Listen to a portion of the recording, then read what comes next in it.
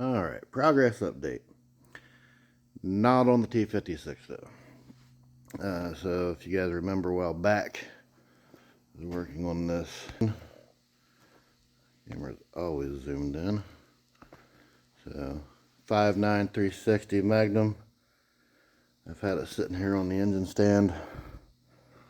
I'll go over that more later.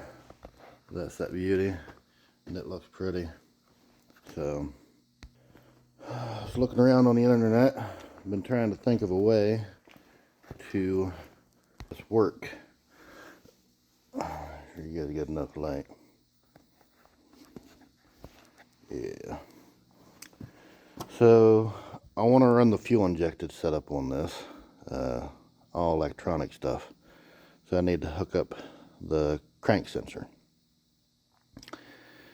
These bell housings, the older ones, do not have the notch cut out for it, and I don't have a flywheel for that one that would work on that either way. So with the Magnum style stuff, you've got your notches in your flex plate here, and then your starter ring gear is welded to your torque converter. So I've been trying to think of a way to do this. I've had many different ideas coming through my head, so I was thinking maybe a small piece of tube here, and then some tube coming off of it, and then weld a plate to it or something. And that's just been a whole. So, did not know these existed. So originally I was thinking, you guys gonna get dizzy. So I was thinking this engine plate that came with the QuickTime bell housing. And I was thinking if I could find one of these without the bell housing, that'd be great. Because it's got everything I need, plus the starter bolt location. And looking around, I can't find one. Not a used one, new one. They don't seem to sell these separately that I can find. I haven't tried calling QuickTime to see if they actually do. So, after much looking, I found this ICT engine plate for your engine stand. So what these do, or are supposed to do, is just bolt up to your regular engine stand, because evidently some people are claiming these little L bars are just so flippin' flimsy. But they're not, unless you buy some cheap one. In which case, well, you pay what you get what you pay for. So I got this from ICT. It says Mopar 876. I did find this on the Amazon. That's pretty much all it came with. It did come with a booklet, and it's got a bunch of LS stuff in there if you're into LS swapping stuff. Some of the prices I seen wasn't too bad. So I'll go over all that, but it's got your chamfered holes. Every hole seems to be chamfered. It's got your different spacers, multiple bolts. It's got two of these longer bolts in there that don't have threads all the way up to the end. Not 100% sure why. So it's got your four shorter, larger bolts. I assume those go into these four holes, what they're meant to. It only came with two washers. Doesn't make sense on why there's only two washers. I would think there would be at least four. But maybe not. The nuts, you got 1, 2, 3, 4, 5 nuts. Or 1, 2, 3, 4, 6 nuts. Again, you got more nuts.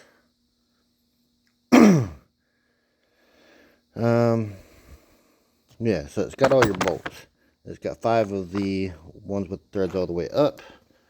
So if we get back to this with the mixture of the engine plate, so if we line this up,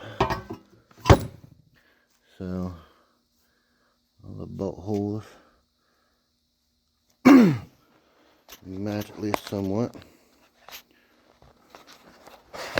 Let me see if I can set this up to where I'm not moving the camera around so much.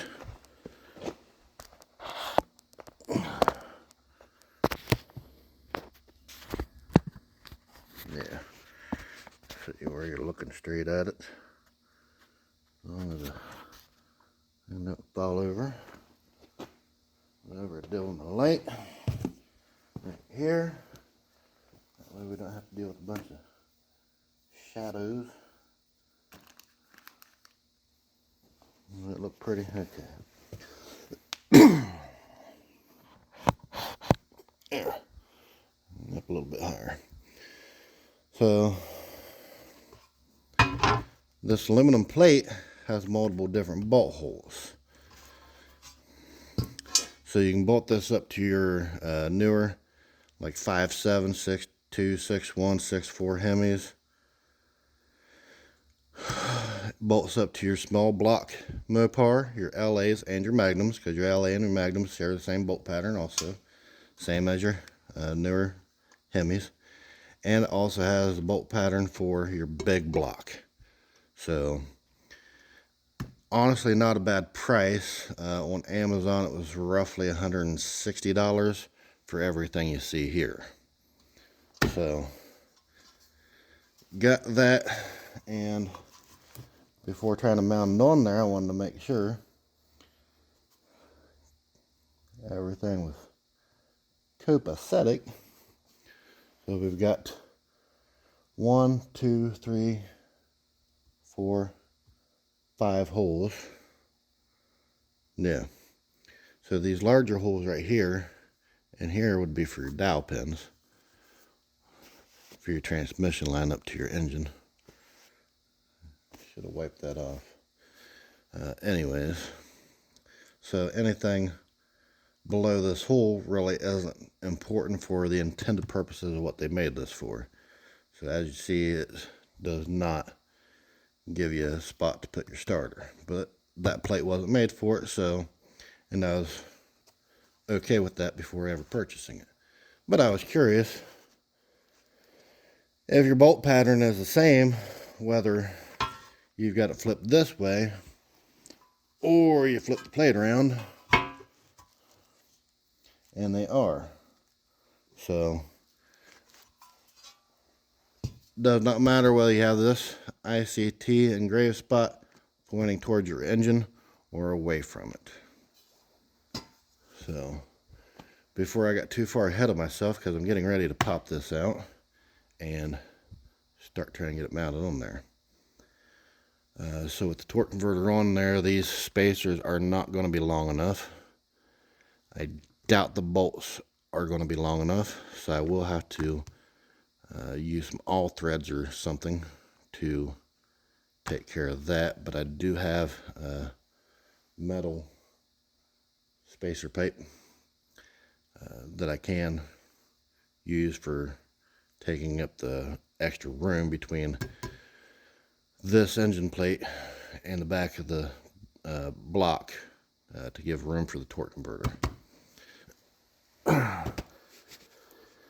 Again, didn't know this existed. I think it's pretty freaking awesome that it does. And anybody who's curious on the thickness, it is roughly 1/2 inch thick. So totally awesome. So I'll be able to use this on my engine stand, whether I'm running a small block, if maybe in the future I put a Hemi on it, to break an engine in, check for oil leaks, whatever it might be. We will get back to the T56, still waiting on parts for that. Evidently some of them was on back order. Hopefully they come in soon because I hate waiting on parts. There was something else. So I'll be able to use that. Use the crankshaft sensor. Again, this is what it looks like. So I've got most of this there. I've got wires down here. I've ran non-fuel injected stuff, carbureted setups. I still got to get breather stuff here. And on this valve cover, I've just got this air hat on there temporarily for now. May or may not use that on something else. Still got to get the oil pressure sensor in here. I might throw a T on there, that way I can run the one that goes for the computer and then run a second line off of it for the manual gauge. That way I know for sure what the oil pressure is, even though everything in this is brand new. So I'll be able to start it up, get it running on the stand, make sure there's no leaks, and it can be sold as a complete package as it sits. Oh, the other thing I was thinking of. So since there's no location for starter here, I did have this made up. I think I briefly covered that in a previous video and stated that the machine shop that did this didn't drill my holes in the right spot. So I did weld those up, got those drilled in the right spot.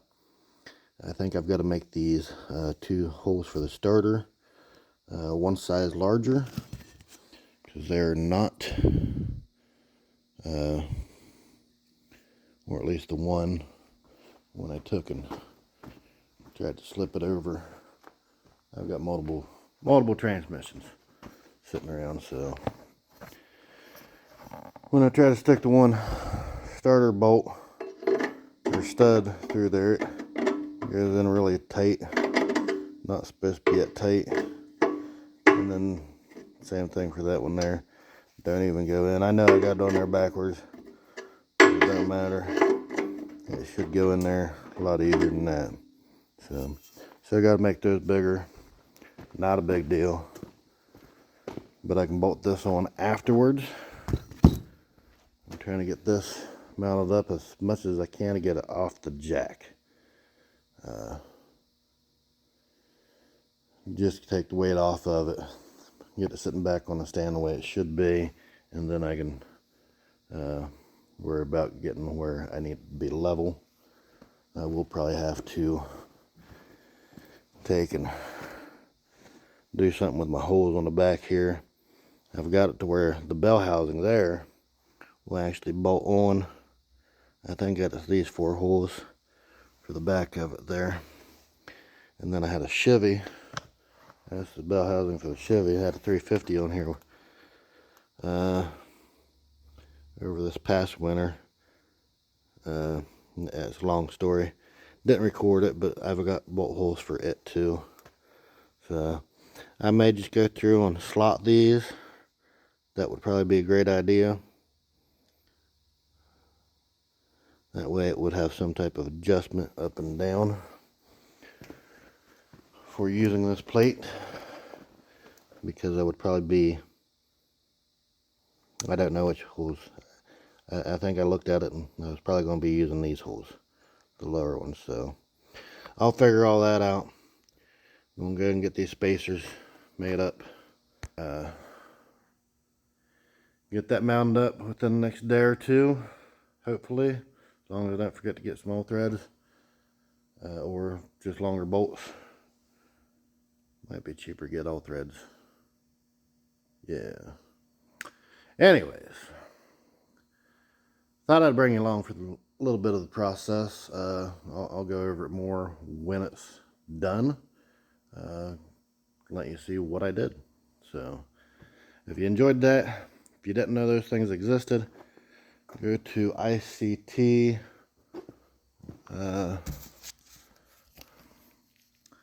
Let's see, there's a website was on here. ictbillet.com.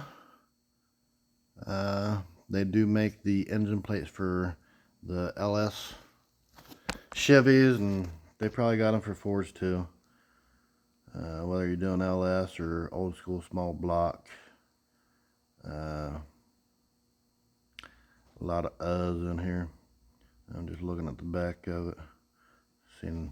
I'll show you the back of their little.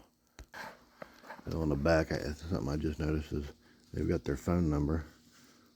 Like they've got actual photos of the back of their little brochure thingies, and it's actually got their phone numbers, phone number on each of them.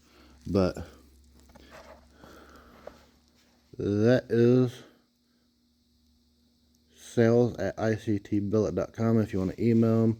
That's their phone number, and that's their hours of operation. 9 to 5. They work banker's hours. So check them out. Not getting paid for this, but they've got a whole line of different stuff in here.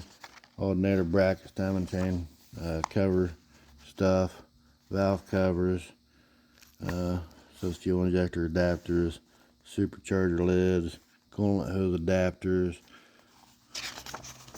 just all kinds of crap. So big block, small block stuff for Chevys, LS stuff. So shout out to them. Thank somebody for making anything for a Mopar that's not overpriced. Same price on this is probably what they got for their Chevrolet line.